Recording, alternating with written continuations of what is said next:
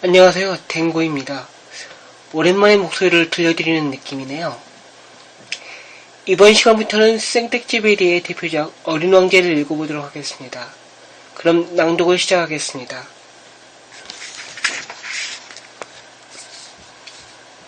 레옹 베르트에게.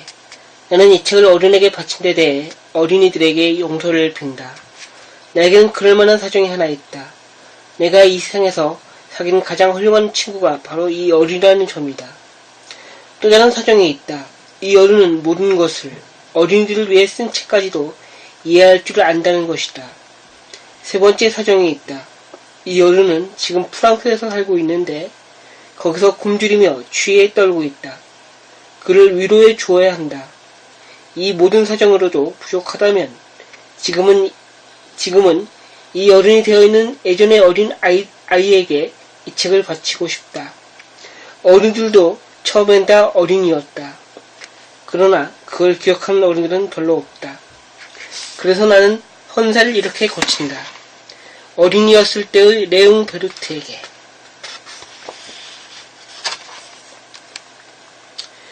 내 나이 6살 적에 한 번은 체험담이라고 부르는 원시림에 관한 책에서 멋진 그림 하나를 보았다. 보아뱀 한 마리가 맹수를 삼키고 있는 그림이었다. 그걸 옮겨놓은 그림이 위에 있다. 그 책에 이런 말이 있었다. 보아뱀은 먹이를 씹지 않고 통째로 삼킨다. 그러고 나면 몸을 움직일 수가 없어 먹이가 쏟을 때까지 6달 동안 잠을 잔다. 나는 그 그림을 보고 나서 밀림의 가지가지 모험들을 곰곰이 생각해 보았으며 드디어는 나도 색연필을 들고 나의 첫 그림을 용케 그려내었다. 나의 그림 제1호, 그건 다음과 같았다.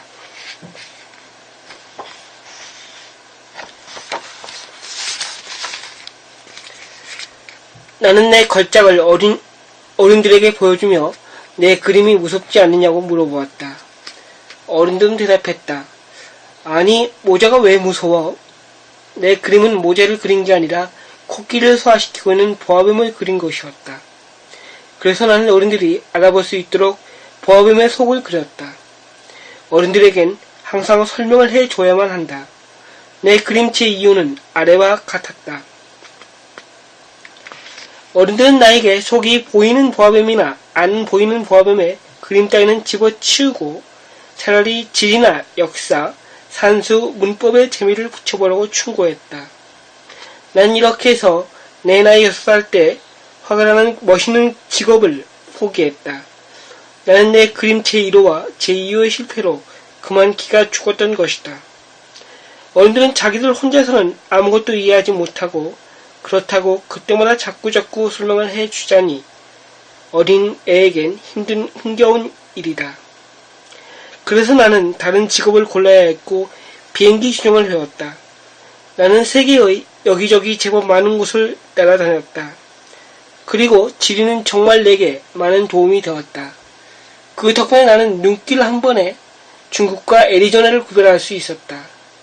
밤의 어둠 속에서 길을 잃었다면 그게 아주 유익하다.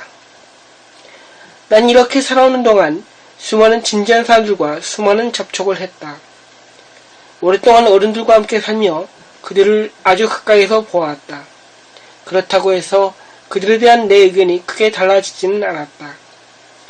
나는 좀 똑똑해 보이는 사람을 만날 때마다 항상 품고 다니던 내 그림 제1호를 꺼내 그를 시험해보곤 했다. 그가 정말 이해력이 있는 사람인가 알고 싶었던 것이다. 그러나 늘 이런 대답이었다. 모자로구만. 그러면 나는 보아뱀 이야기도 원시림 이야기도 별 이야기도 꺼내지 않았다. 나는 그가 알아들을 수 있도록 트럼프 이야기, 골프 이야기, 정치 이야기, 넥타이 이야기를 했다. 그러면 그 어른은 그만큼 분별 있는 사람을 하나 알게 되었다고 아주 흐뭇해하는 것이었다.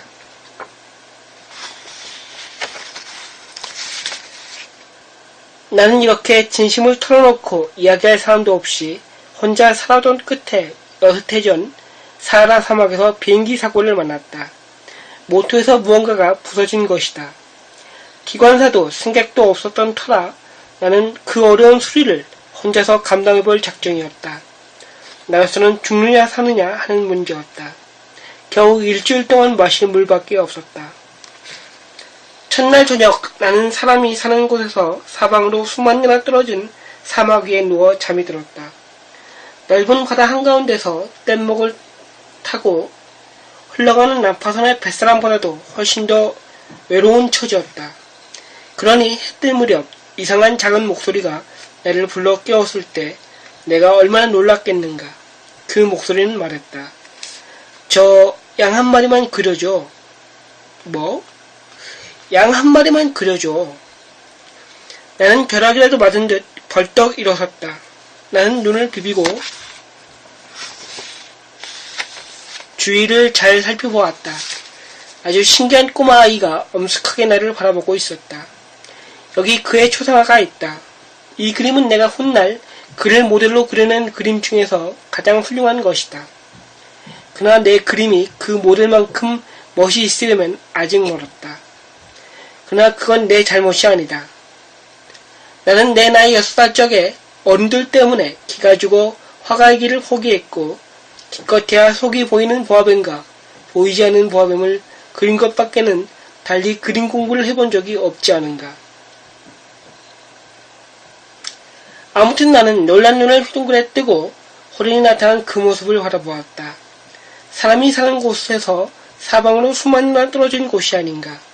그런데 내가 본 이 아이는 길을 잃은 것 같지도 않았고 피곤이나 굶주림이나 목마름에 시달려 녹초가 된 것 같지도 겁에 질려 있는 것 같지도 않았다. 사람이 사는 곳에서 사방으로 수만 리나 떨어진 사막 한가운데서 길을 잃은 어린아이의 모습이 전혀 아니었다. 나는 마침내 입을 열 수 있게 되자 겨우 이렇게 말했다. 그런데 넌 여기서 뭘 하고 있니? 그러나 그 애는 무슨 중대한 일이나 되는 것처럼 아주 나직하게 같은 말을 되풀이했다. 저기 양 한 마리만 그려줘. 터무니없는 일이라도 너무 강렬한 느낌을 받으면 감히 거역하지 못하는 법이다. 그래서 사람들이 사는 곳에서 사방으로 수만 리나 떨어진 데서 죽음의 눈앞에 아른거리는 판에 정말 멍청한 짓을 한다고 생각을 하면서도 나는 주머니에서 종이와 만년필을 꺼냈다. 하지만 나는 그때 내가 특별히 공부한 것이라고는 고작 지리와 역사와 산수와 문법이라는 생각이 나서 좀 언짢은 기분으로 그 꼬마 아이에게 그림을 그릴 줄 모른다고 말했다. 그가 나에게 대답했다. 괜찮아. 양 한 마리만 그려줘. 나는 한 번도 양을 그려본 적이 없기 때문에 내가 오직 그릴 수 있는 2가지 그림 중에서 하나를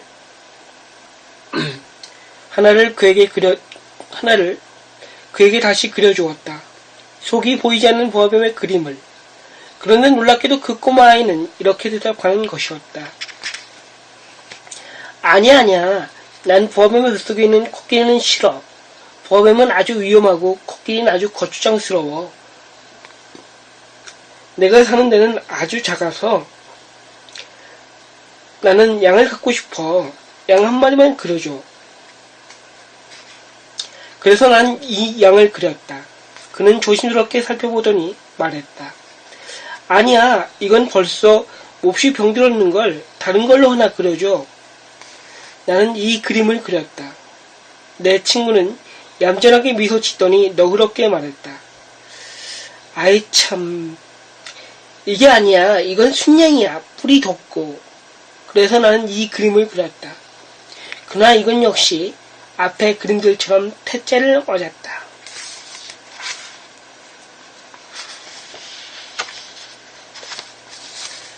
이건 너무 늙었어. 나는 오래 살 수 있는 양이 필요해. 그때 나는 모토를 분해할 일이 우선 급해 참지 못하고 아무렇게나 쓱 그어댔는데 그게 이 그림이었다. 그러고는 던져주며 말했다. 이건 상자야. 네가 갖고 싶어하는 양은 그 안에 들어있어. 그런데 놀랍게도 이 어린 심판관의 얼굴이 환하게 밝아지는 게 아닌가. 내가 원한 건 바로 이거야. 이 양을 먹이려면 풀이 많이 있어야 할까? 그게 걱정이야?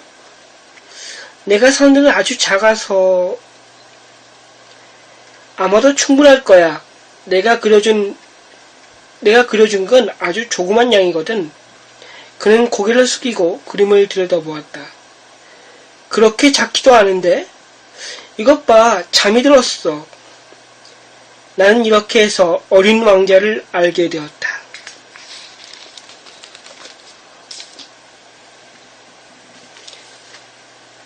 네, 그럼 오늘은 여기서 쉬도록 하겠습니다. 다음 시간에 뵙죠. 여러분 모두 편안한 밤 되세요.